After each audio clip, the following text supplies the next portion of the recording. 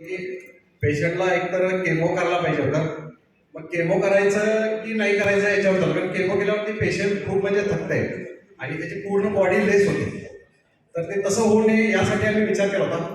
Doctor म्हणले की तुम्ही त्यांना रेडिएशन देऊ शकताय. मग आम्ही त्यासाठी त्यांना 33 रेडिएशन दिले होते.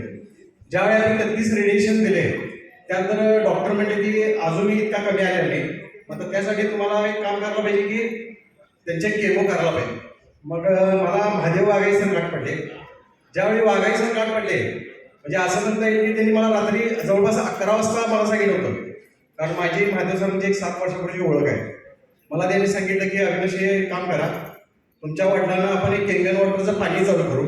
पाणी चालू केल्यानंतर तुमच्या लक्षात येईल की तुमच्या वडिलांची तब्येत कशी बरी होईल. आणि जवळपास मी आता महिना झालं वडिलांना पाणी देतोय.